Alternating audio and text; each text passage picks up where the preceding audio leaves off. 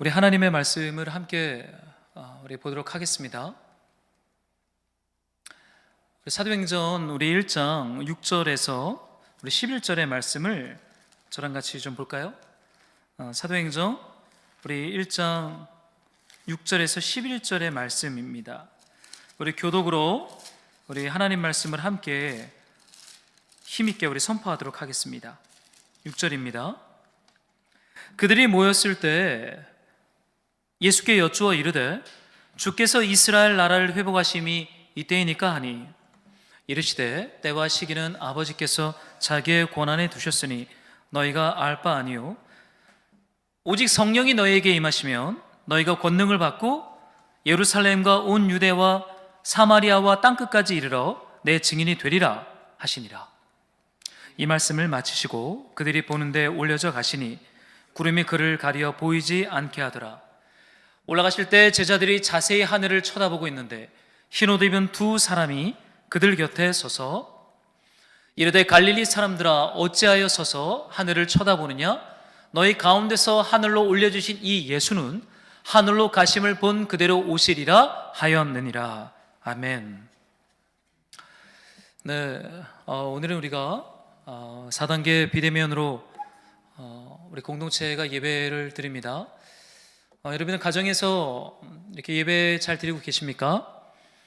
우리가 4단계 끝날 때까지는 어린이 예배도 주일 공동체 예배 서두에 우리가 함께 예배를 드리게 되는데, 여러분 아이들도 이렇게 하나님의 말씀과 예배 가운데 주님의 은혜를 경험할 수 있도록 온 가족이 함께 예배를 잘 드려주시기를 부탁드립니다. 오늘은 우리 사도행전의 말씀을 붙잡고 충성된 증인이라고 하는 제목으로 하나님 말씀을 나누고자 합니다. 여러분, 우리가 사도행전을 계속해서 묵상하고 있는데요, 분명한 것은 하나님의 말씀과 예수님의 그 말씀이 우리의 삶을 이끌어 간다는 겁니다. 우리가 어떻게 준비되었고 무엇을 어떤 상황 가운데 있는지가 중요한 것이 아니라 예수님의 말씀이 우리의 삶을 붙잡고 당신의 그 신실한 약속을 성취하는 자리까지 우리를 이끌어 간다는 것을 우리는 계속해서 묵상하고 있어요. 특별히 그 앙상한 예루살렘, 마른 뼈처럼 말라 비틀어진 그 갈릴리 평범한 하나님의 사람들에게 성령으로 세례를 베풀겠다라고 주님이 약속하신 그 말씀이 주의 몸된 교회를 이끌어가고 있는 줄로 저는 믿습니다. 여러분, 지금 한국교회나 전 세계적으로 교회가 위기라고 말하죠. 위기라고 말하는 이유는 우리가 그동안 힘있게 붙잡았던 것들을 우리가 못하고 있기 때문에 위기라고 말하는 것 같습니다. 본질적으로 복음적으로 볼 때는 이것이 위기인지 아니면 또 하나님의 새로운 기회인지는 모르겠어요. 그러나 우리를 힘있게 붙잡아 주었던 것들이 힘을 못 쓰는 상황 가운데 우리가 있기 때문에 사실은 한국교회 전체가 고민 가운데 있고 신음 가운데 있고 어떻게 길을 만들어야 될까 고민하는 상황 가운데 있어요. 그러나 분명한 것은 교회 역사 속에서 주님의 몸된 교회를 힘있게 역동적으로 붙잡고 이끌어갔던 말씀들 중에 저희가 오늘 읽은 이 사도행전 1장의 8절의 말씀은 너무나 우리의 삶에 힘이 되었던 말씀이죠. 오직 성령이 너희에게 임하시면 너희가 권능을 받고 예루살렘과 온 유다와 사마리아와 땅끝까지 이르러 내 증인이 되리라. 여러분, 얼마나 힘 있는 말씀이에요. 예루살렘과 유대와 사마리아와 땅끝까지 가서 주님의 증인이 될 것이다 라고 하는 이 약속의 말씀, 이것은 주님의 몸된 교회를 아주 이렇게 가슴 뛰게 만들었던 거죠. 그 평범한 그 갈릴리 사람들, 그 앙상한 예루살렘에서 마른 뼈처럼 진액이 다 말라 비틀어진 그 사람들에게 하나님의 성령으로 세례를 부으셔서 성령으로 그들을 충만하게 하셔서 유대와 사마리아와 땅끝까지 가서 우리 주님의 증인으로 쓸 것이라고 하는 약속의 말씀이 오늘 이 안에 있습니다. 너무나 유명한 말씀이에요. 이 말씀의 비전이 있었기 때문에 사실은 한국교회가 여기까지 온 것이고 1세기 그 가난한 갈릴리에서 시작된 복음이 온 세계에 죽었던 자들을 살리는 역사를 견인해왔던 말씀은 바로 이 1장 8절의 비전, 이 말씀의 약속 때문인 것을 우리는 알고 있어요. 근데 여러분, 우리는 좀 질문을 던져볼 필요가 있습니다. 이 말씀의 비전이 선포될 때 이 말씀을 들은 첫 번째 청중들이 누구냐라는 거예요. 우리는 이 말씀을 들을 때 그냥 가슴이 뛰죠. 그리고 베드로, 바울을 우리는 생각을 합니다. 그러나 이 말씀을 들을 때 그 첫 번째 청중들의 상태가 어떠했냐라는 것은 굉장히 중요해요. 지난주에 묵상했던 것처럼 에스겔의 마른 뼈처럼 이 말씀을 듣는 사람들의 마음은 말라 있어요. 진액이 빠져 있습니다. 여러분, 진이 빠진다고 하죠. 진이 빠져봤던 경험이 있으신가요? 아무것도 하기 싫어요. 그때는 그냥 푹 쉬고 싶을 때가 있습니다. 지금 예루살렘의 사람들이 그래요. 진이 다 빠져버렸어요. 뭐 하라는데 뭐 더 이상 뭘 어떻게 해요. 지난주 우리가 묵상한 것처럼 빨리 집에 가고 싶은 마음만 가득합니다. 다른 사람을 생각하고 품을 여유가 없어요. 이게 갈릴리 이 사도행전 1장 8절 이 말씀의 비전을 들었던 첫 번째 예수님의 청중들이에요. 이런 청중들 앞에서 설교한다고 생각해 보세요. 어떻겠어요? 설교를 하는데 다 진이 빠져 있어요. 빨리 예배가 끝나기를 기대해요. 설교할 마음이 들까요? 저는 그런데 설교를 몇 번 해본 적이 있는데요, 진짜 빨리 도망치고 싶습니다. 어디서 그런 경험을 했냐면 그 수원역 앞에 노숙자 섬기는 집사님이 와서 설교를 한번 해달라고 저한테 부탁을 해서 식사하기 전에 기도를 하는데 그날은 특별하게 제가 설교를 해달라는 거예요. 설교 준비 많이 해서 갔죠. 그 노숙자 쉼터에서 설교를 하는데요, 다들 그 눈빛으로 저에게 던지는 메시지는 빨리 끝내라는 거예요. 빨리 밥 먹고 가게. 당신 설교를 들어온 게 아니니까 빨리 끝내시오라는 메시지가 그 온 공간에 가득 차 있었어요. 정말 힘들었던 시간이기도 합니다. 그리고 청소년들 앞에서 수련회 인도할 때요, 다 고개 숙이고 있어요. 애들 다 잡니다. 어떻게 설교해야 될지 모르겠어요. 지금 여러분, 예수님이 그런 상황 가운데서 이 사도행전 1장 8절의 말씀을 힘있게 선포하신 거예요. 오직 성령이 너희에게 임하면 너희가 예루살렘과 온 유대와 사마리아와 땅끝까지 가서 증인이 될 거야. 어느 누구도 아멘이라고 대답하지 않아요. 그들은 진이 다 빠져버렸기 때문에. 여러분, 이 말씀을 듣는 제자들의 상태가 그렇게 좋지가 않습니다. 예루살렘에 아직도 피가 마르지 않은 그 십자가 앞에서 자신들의 이기적이며 자기 중심적인 약함의 민낯, 죄악의 모습을 그들이 발견했어요. 거기서 충격을 받고 패배감으로 가득 차 있는 상태가 지금 갈릴리 평범한 제자들의 영적 상태예요. 그들에게 이 놀라운 비전의 말씀을 선포하니 예수님의 비전은 여기가 있는데 제자들의 상태는 지금 밑바닥을 치고 있으니 그 공백을 무엇으로 메꿔야 될까요? 공허한 거죠. 그러니까 예수님 빨리 승천해버리잖아요. 예수님 설교하다가 빨리 가버리십니다. 얼마나 힘드셨으면. 전 그렇게 묵상이 되더라고요. 이 제자들이 도무지 알아듣지 못하고 이 비전의 말씀 앞에 가슴 뛰지 않으니까 도망치듯 예수님 승천하신 건 아닐까? 그렇게도 묵상을 좀 해보게 돼요. 여러분, 위대한 설교자는 회중이 만든다는 말이 있어요. 어떠한 회중들에서 설교를 했는지, 그리고 어떠한 공동체에서 설교를 했는지가 위대한 설교자를 만들기도 한다라는 그런 그 설교학의 이론도 하나가 있습니다. 뭐 일리가 있다고 봐요. 그러나 절대적인 것은 아니죠. 진리는 아닙니다. 여러분, 이렇게 강력한 비전의 말씀을 받기에는 제자들의 마음밭이 지금 너무 많이 망가져 있어요. 그리고 예수님도 이해가 되지 않습니다. 좋은 목자는 사실 양들의 상태를 잘 알아서 뜨거운 햇빛이면 나무 그늘 아래로 인도해야 되고, 목말라 하면 물가로 인도해야 되고, 들짐승이 나타나면 지팡이 들고 싸우는 게 좋은 목자 아닙니까? 그런데 지금 예수님은 제자들의 영적 상태를 전혀 고려하지 않으시고 그저 선포해야 할 말씀만 선언하고 있어요. 좋은 설교자는 아니죠. 좋은 목자는 더욱이 아닌 것 같습니다. 지금 제자들의 상태로는 이 말씀을 소화시킬 수 없어요. 체합니다. 이 말씀을 받는 그 순간 체해버려요. 몸살을 알아요. 왜냐하면 제자들은 나 외에는 지금 어느 누구에게도 마음을 줄 여유가 없어요. 예수님의 증인이 되려면 어떻게 해야 돼요? 여러분이 생각하는 증인의 모습이 있잖아요. 예수님의 제자, 예수님의 증인 하면 어떠한 모습이 떠오릅니까? 이타적인 사람이잖아요. 나만 챙기지 않고 누군가를 배려하고 누군가에게 여유와 사랑과 섬김을 베풀 수 있는 이타적인 존재를 우리는 증인으로 정의합니다. 또 자기를 부인하는 삶을 살아야 되잖아요. 내 본능과 내 욕구와 내가 하고 싶은 대로 하는 건 증인이 될 수가 없잖아요. 또한 증인은 죄와 타협하지 않고 하나님의 말씀을 지키는 아주 몸부림치는 거룩함이 있어야 되잖아요. 이게 우리가 생각하는 증인의 표준 아닙니까? 여러분, 이 갈릴리 앙상한 이 사람들이 어떻게 이 증인의 삶을 살아날 수 있겠어요?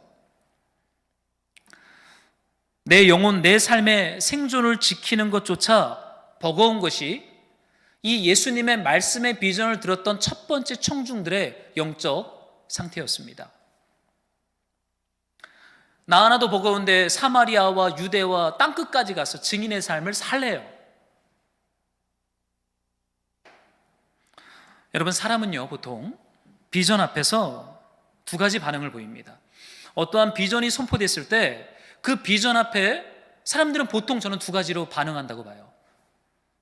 그 비전을 받고 굉장히 흥분하는 사람들이에요. 그 비전 앞에서 도전적으로 모험적인 그 비전의 현장 속으로 뛰어들어가는 사람들이 있습니다. 굉장히 열정적인 사람들이죠.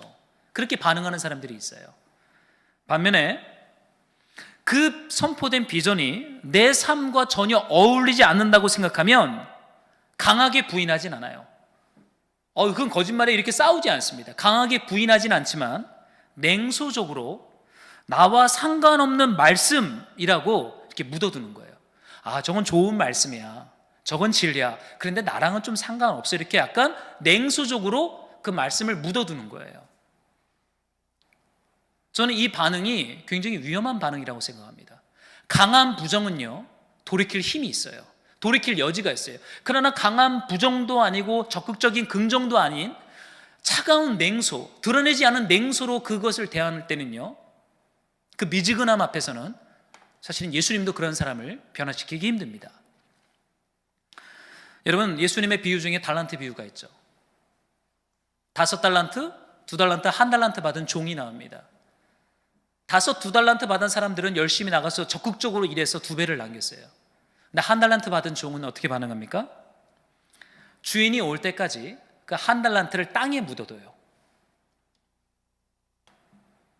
여러분, 이 1달란트 받은 종의 태도를 죄라고 말하기에는 조금 불명확합니다. 분노하지 않았어요. 버리지 않았어요. 땅에 묻어두었어요. 그러나 중요한 것은 그 1달란트 받은 종의 마음 깊은 곳에 있는 태도는, 이 1달란트는 나와 전혀 상관없는 주인의 명령이라고 은밀하게 숨은 냉소로 그 주인의 말씀을 대한 것입니다. 여러분, 냉소는요, 나와 상관없다라고 생각되어지는 그 마음은요, 하나님으로부터 받은 놀라운 가치 있는 진리를 땅에 묻어둡니다. 그리고 나와 상관없다라고 말해요. 여러분, 사도행전 1장 8절에 예수님께 주신 이 말씀의 비전이 저와 여러분에게 어떤 의미가 있습니까? 예루살렘과 온 유대와 사마리아와 땅끝까지 가서 내 증인이 되리라. 이 말씀이 나랑 무슨 상관이 있냐고요. 우린 이 질문 앞에 정직하게 대답해야 돼요. 수많은 말씀들 중에 하나로 듣고 땅에 묻어버리고 있지는 않습니까? 지금 제자들은 굉장히 냉소적으로 나와 상관없는 그런 말씀이라고 대하고 있어요. 이 말씀의 비전을 그들의 마음의 그릇에 담기에는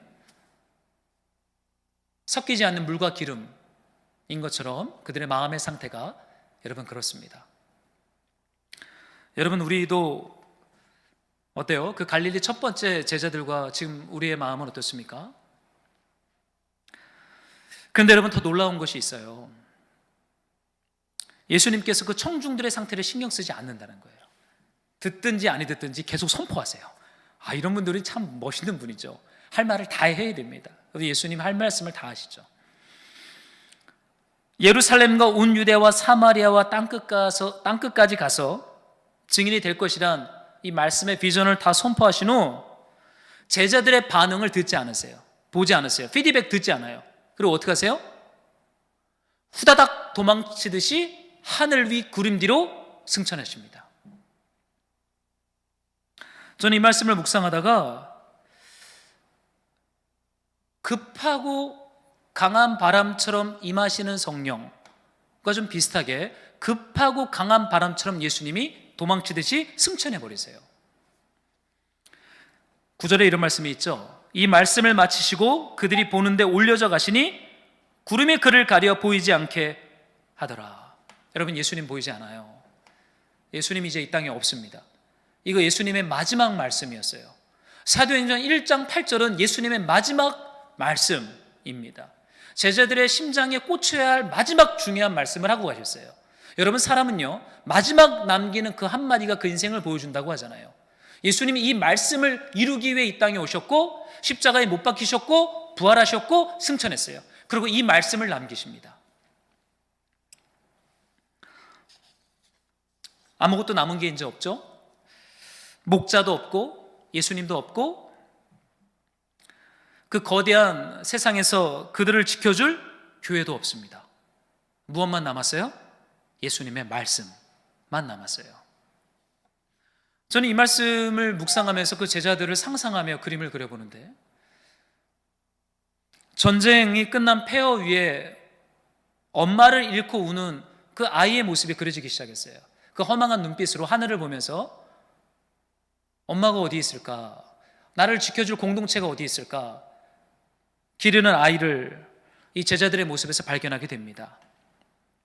하늘을 보며 아무 말 하지 못하는 이 제자들의 모습 속에 깊은 공허함과 허망함을 발견하게 됩니다. 모두가 조용했을 것 같아요. 이제 우리 어떡하지? 그러는 거예요. 베드로도 야고보도 아무도 말하지 않아요. 예수님이 승천하고 구름 뒤로 보이지 않게 되니까 모두가 어찌할 바를 몰라 침묵하며 하늘만 보고 있습니다.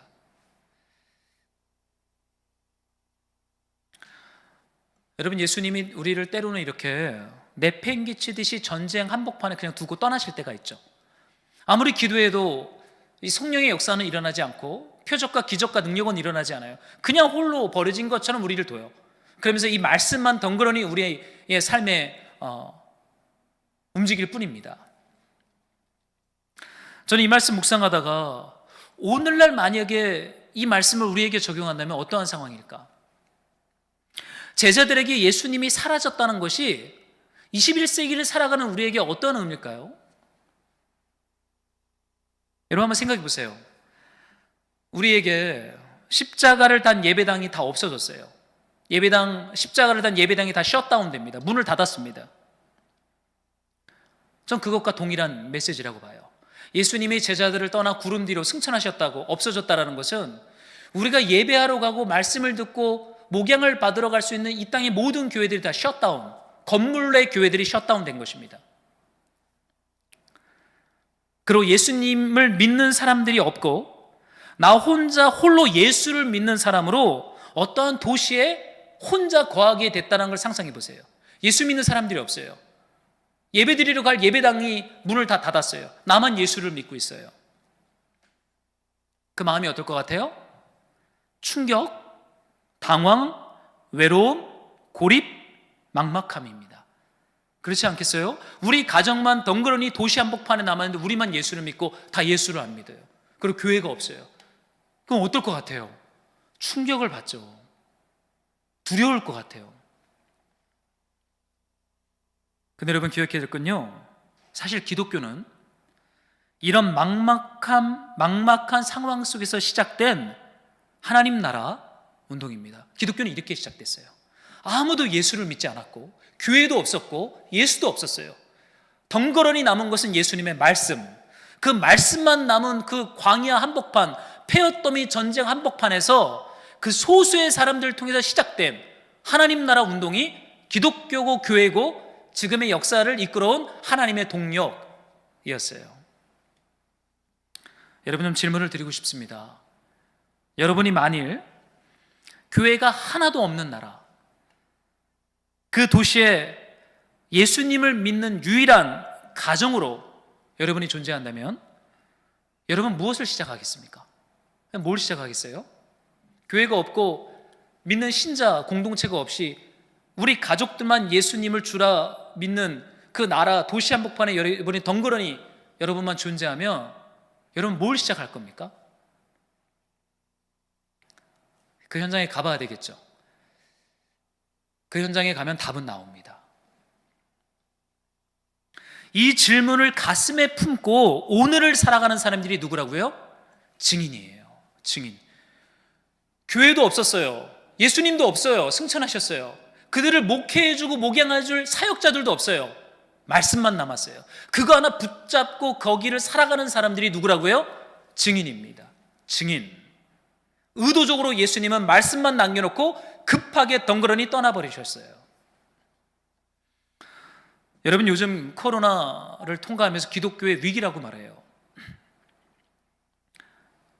어떤 서울에서는 기독교 협회가 주관으로 4단계 때 비대면 예배만을 허락한 걸 법원을 대상으로 소송을 걸었죠. 이틀 전에 뉴스를 봤더니 이겼대요. 20명 이하로는 조심스럽게 예배를 드려도 된다. 법원이 그렇게 판정을 했답니다. 저는 그 기사를 보다가, 물론 우리 경기도는 적용되지 않아요. 그리고 좀 더 소송은 좀 더 남았습니다. 굳이 싸워야 할 문제가 이것일까라는 질문을 던져봤어요. 우리가 예배당에 모여서 20명 이하로는 예배 드리는 것이 기독교의 본질일까? 그것을 못하게 하는 게 기독교의 위기일까? 질문을 던져봅니다. 여러분, 기독교의 위기는요, 교회가 부족한 것에서 시작되지 않았어요. 교회가 부족하니까 한국교회 위기야, 그러니까 교회를 더 많이 세워야 돼. 아니에요. 예배를 못 드리는 것도 아니에요. 좋은 설교를 찾지 못하는 것도 기독교의 위기는 아닙니다. 진짜 기독교의 위기는 교회와 예배와 설교가 너무 많다는 거였어요. 너무 많아요.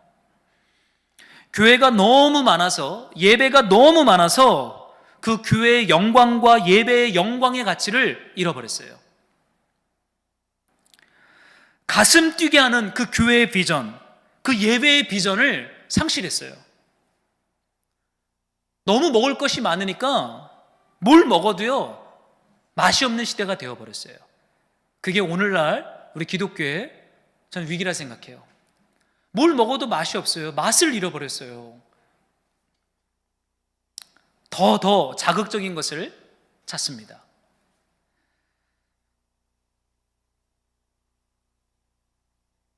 너무 많은 것은 좋은 것이 아니라 때로는 위험한 것이 될 수 있어요.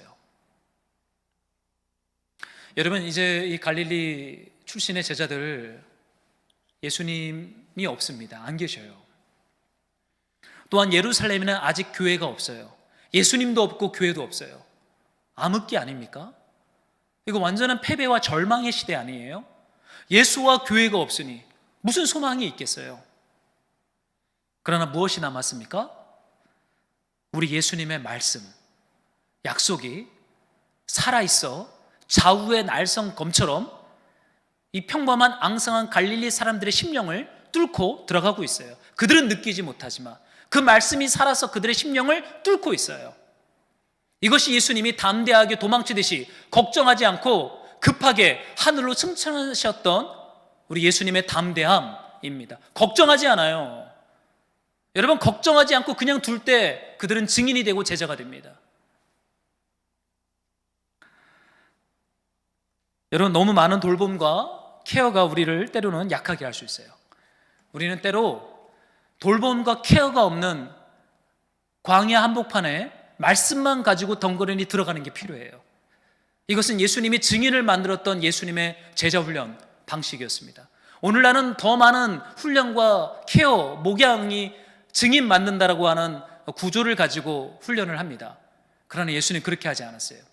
말씀과 성령을 그들에게 주고 그들을요 전쟁 폐허더미 속으로 밀어 넣습니다. 그리고 그들을 그냥 보내버리세요. 그곳에 들어가면요 무엇을 해야 할지 성령께서 가르쳐 주시고 말씀이 우리를 이끌어 갑니다. 여러분, 선택의 여지가 없는 곳에서 이 정말 중요한 것이 드러나요. 모든 것이 사라졌을 때 남아있는 것이 본질입니다. 여러분 어떻습니까? 저는 요즘 그런 얘기들을 우리 목회자들과 많이 나눠요. 예배당이 4단계 때 다 셧다운 됐잖아요. 오프라인 모임을 못해요. 특별한 제자 훈련이나 목양적 케어가 대면으로 진행이 될 수가 없습니다. 그럼 무엇이 남을까?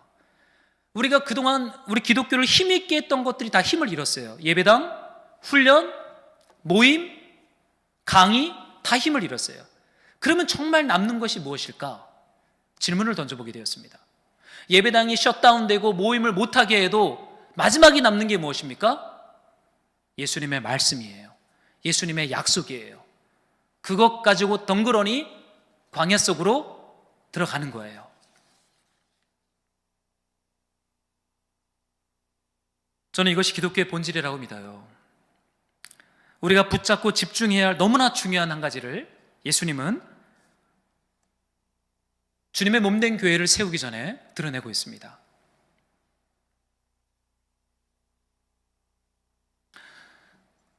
여러분, 때로는 그래서 저는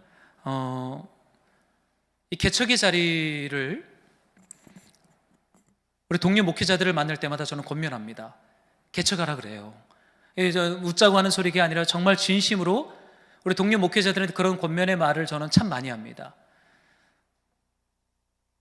저한테 맨날 물어보는 건 그거예요. 목사님 힘드시죠? 그래요.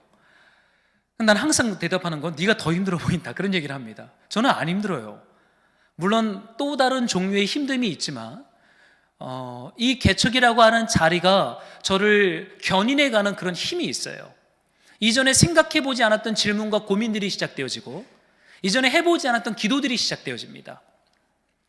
여러분, 예수님이 떠나가셔야 보혜사를 우리에게 보내주세요. 정말 남아야 할 본질은 정말로 모든 것이 다 사라졌을 때 남는 그 한 가지가 복음의 본질, 주님의 증인 만드는 힘인 것을 우리는 발견하게 됩니다. 우리 예수님이 이제 승천해 버리셨어요. 그러니까 어떻게 증인이 많으냐고요? 어떻게 그 평범한 갈릴리 사람들이 증인으로 세워질 수 있을까요? 그들을 제자 훈련해 줄 목자, 교사가 없잖아요.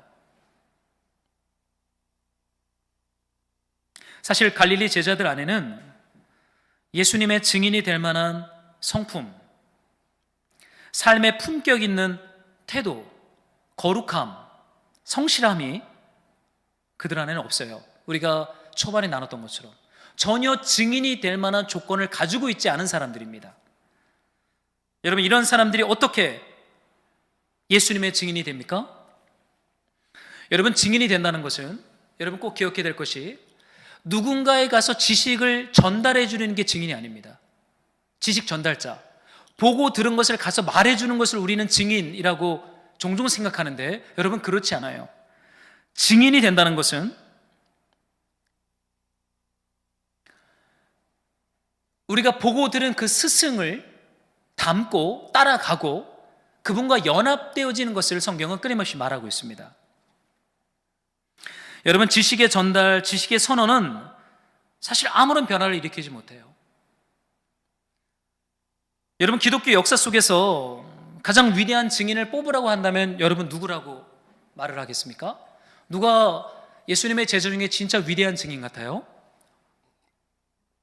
저는 바울을 뽑습니다. 바울만한 주님의 제자 증인이 있겠어요? 물론 점수로 매길 수 없는 가치지만 정말로 열정적이고 헌신적이고 주님을 위해서 평생을 불살랐던 인생이 바울이잖아요.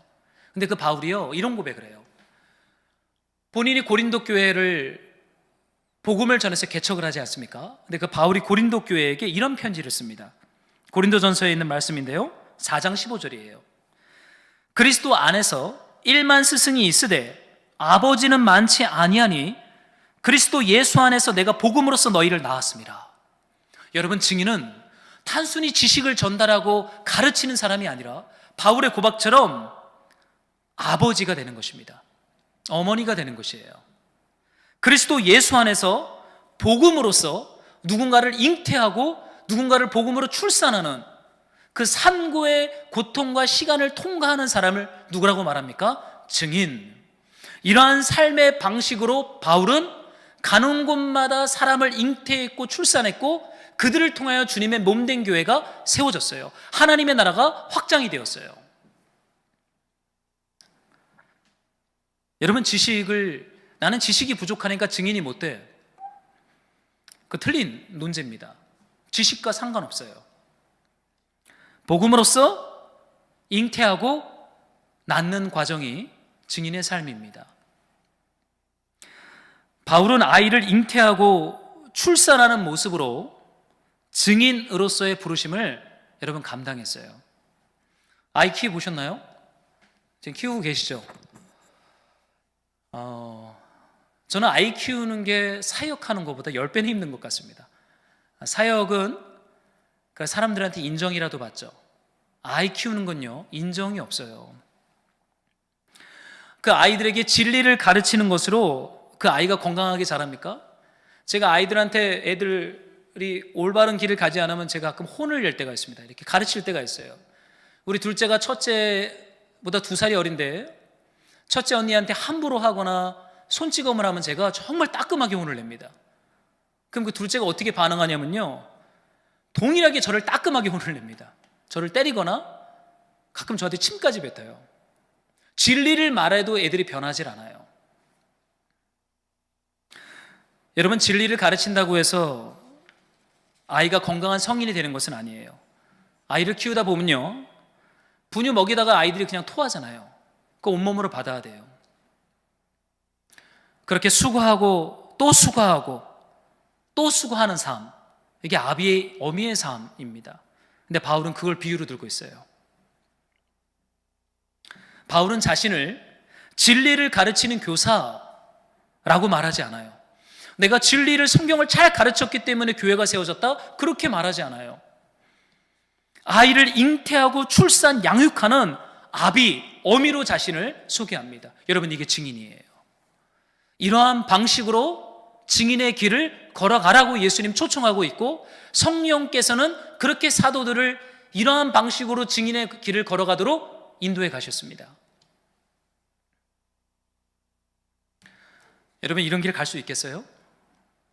내 자식도 힘든데 나랑 피 한 방울 안 섞인 사람들에게 이렇게 아비와 어미의 마음으로 대하면서 한 영혼을 제자 삼고 세례를 베풀며 그들이 그리스도의 장성한 분량까지 섬기고 사랑하는 삶을 여러분 살아갈 수 있겠습니까? 이게 증인이라고 말하는데 못 살죠. 이거 어떻게 살아요? 내 자식도 힘든데. 그냥 설교 깔끔하게 한 편 딱 하고 빠지는 게 더 쉬울 수 있어요. 여러분, 바울이 어떻게 이런 증인이 되었을까요?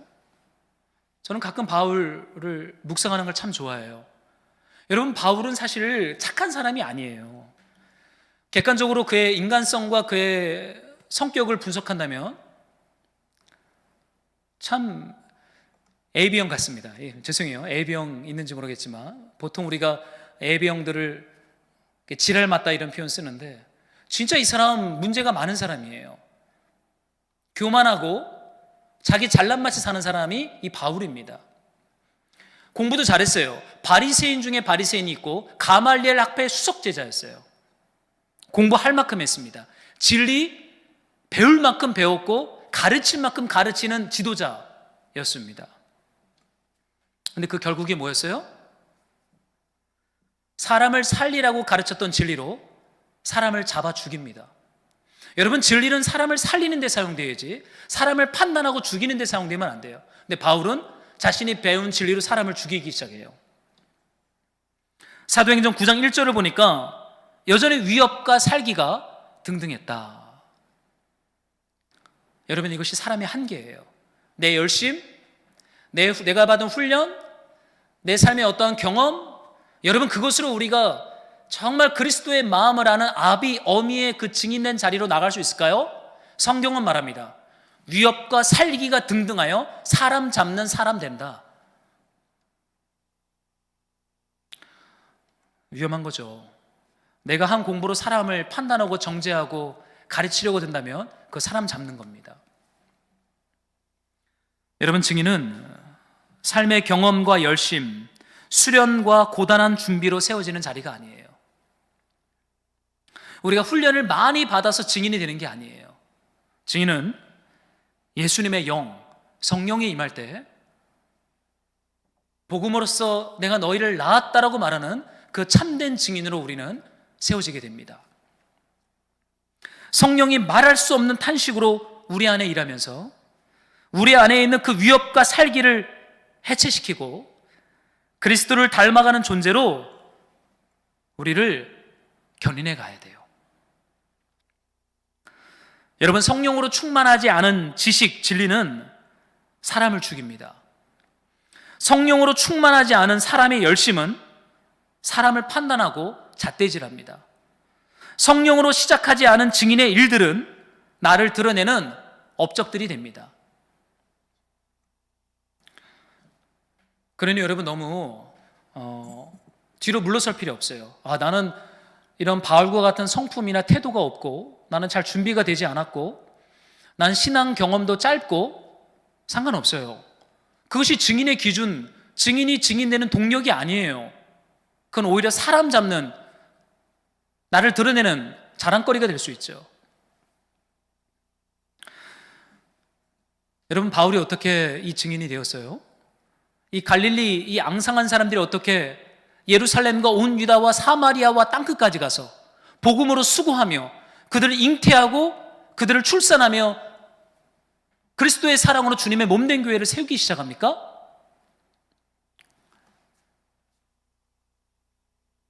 여러분, 예수님 아니고는 답이 없어요. 요한계시록 1장 5절에 보면 예수님이 자신을 이렇게 소개합니다. 제가 좀 읽어드릴게요. 또 충성된 증인으로 죽은 자들 가운데서 먼저 나시고 땅의 임금들의 머리가 되신 예수 그리스도로 말미암아 은혜와 평강이 너희에게 있기를 원하노라. 여러분, 성경의 마지막 책 요한계시록에서 예수님은 충성된 증인으로 자신을 소개합니다. 하나님의 아들, 인자, 메시아, 그리스도가 아니라 충성된 증인이다 라고 예수님이 자신을 소개해요. 그냥 증인이 아니라 여러분, 충성된 증인입니다. 저는 가끔 예수님을 묵상할 때 우리에게 예수님은 어떠한 분이십니까? 우리를 위해 십자가에서 죽고 우리를 사랑하시고 우리를 위해 목숨을 던진 메시아, 은혜로운 분이잖아요. 그런데 여러분, 하나님 관점에서 예수님은 어떠한 분일지 한번 상상해 보세요. 여러분, 예수님이 십자가에 달린 것은 하나님 말씀에 순종하여 땀방울이 핏방울이 되기까지 몸을 바쳐서 순종했던 사건이 십자가입니다. 우리에게는 그 십자가가 구원이고 사랑이지만 하나님 관점에서는 하나님의 말씀 앞에 철저하게 순종하고 순복했던 사건이 십자가예요.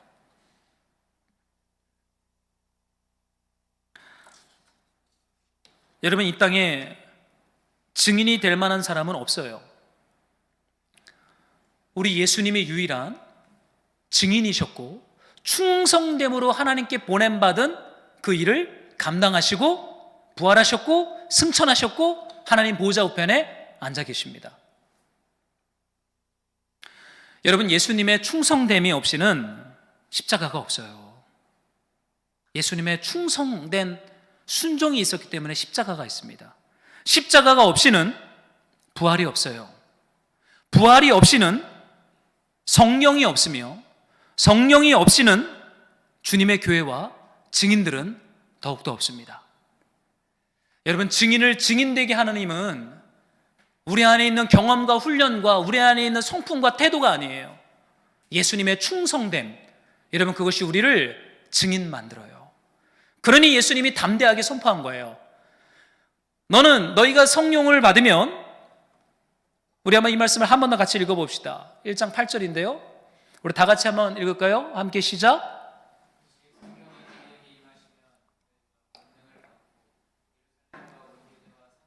땅끝까지 이르러 내 증인이 되리라. 여러분, 이 말씀을 하고 예수님이 급하게 도망치듯이 하늘로 담대하게 승천하셨던 이유는 제자들의 어떠함의 문제가 아니라 예수님의 문제였기 때문이에요. 예수님의 신실함과 충성됨으로 말미암아 충성된 증인이 이 땅에 나왔어요. 우리가 바라봐야 할 표대가 있어요. 충성된 증인이 어떠한 모습이지? 증인이 어떠한 존재야? 어떻게 사는 게 증인이야? 여러분, 바라봐야 할 표대가 생겼어요. 증인을 세우는 힘은 증인 안에 있는 열정, 은사, 성실함이 절대 아닙니다. 예수님만이 충성된 증인이세요. 증인은 보고 들은 것을 증언하십니다. 또한 바울의 고백처럼 증인은 복음으로써 수고하며 잉태하고 출산하는 자리예요. 단순히 가서 가르치고 권면하고 빠지는 자리가 아니에요. 복음으로 잉태하고 출산하는 존재가 증인입니다. 저는 예수님이 떠나신 것이 아니라고 믿어요. 예수님의 떠남, 그 부재는 예수님의 더 적극적인 임재를 위한 과정이었어요.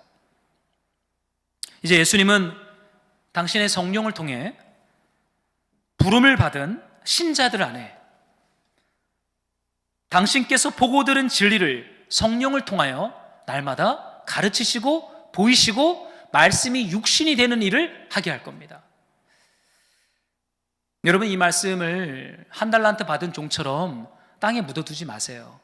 나와 별로 상관없는 말씀이라고, 내 삶이 여기 있고 나는 사역자가 아니고 직장인이니까 나랑 별로 상관없는 말씀이야, 이렇게 대하지 마세요.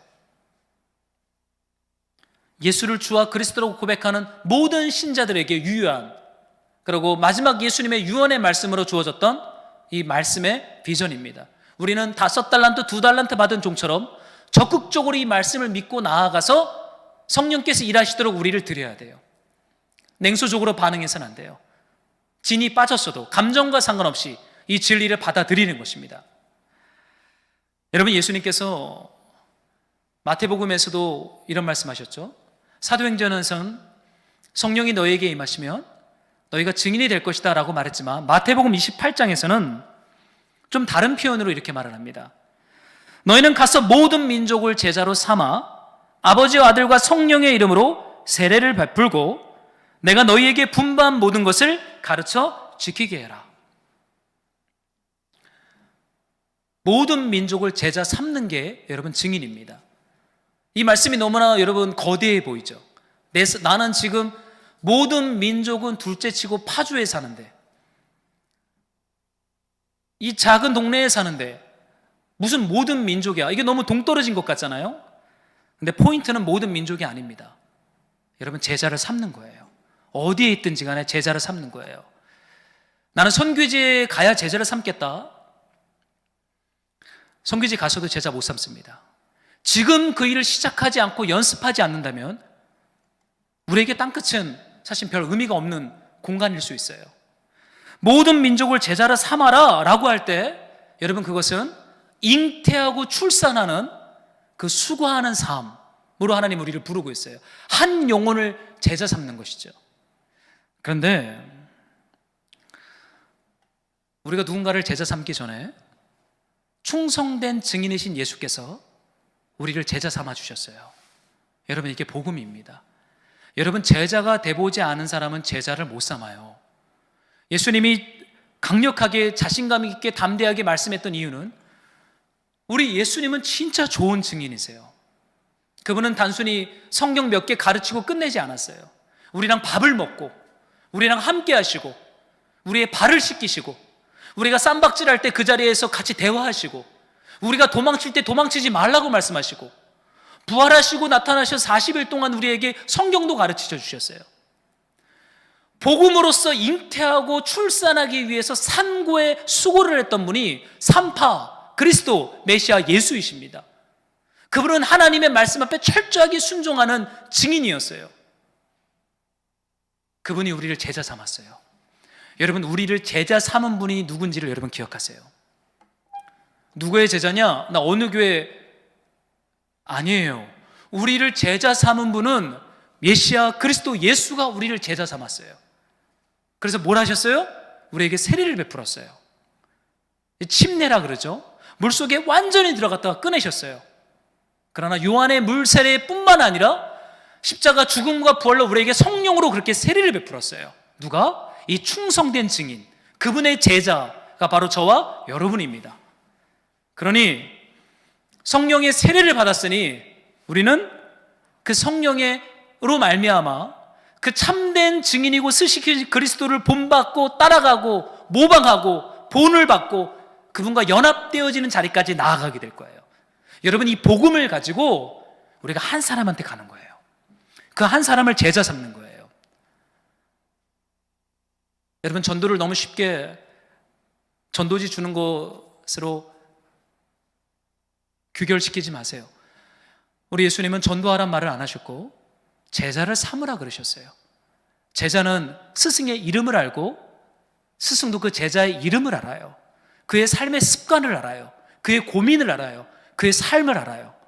이것을 우리는 교회 안에서 경험하는 것입니다. 사랑하는 말씀으로 동역자 여러분, 세상이 어렵다라고 말합니다. 교회의 위기라고 말해요. 교회들이 문을 닫는다고도 말합니다. 예수님이 안 보이는 것 같고 힘을 잃는 것 같아요. 그러나 여러분 기억하십시오. 예수님도 승천하셨고 위기도 있지만 이 약속의 말씀의 비전, 사도행전 1장 8절의 말씀이 우리의 심령 속에 부은 바 되었어요. 그 살아있고 활력이 있는 좌우의 날섬과 같은 이 말씀이 우리랑 남았어요. 여러분, 제자가 되는 것을 계속 소망하세요. 나는 다 안다라고 말하지 마시고 계속 예수님의 충성된 증인 그분 앞에 계속 배우세요. 그분과 연합되세요. 그분의 세례를 받으세요. 그리고 여러분도 가세요.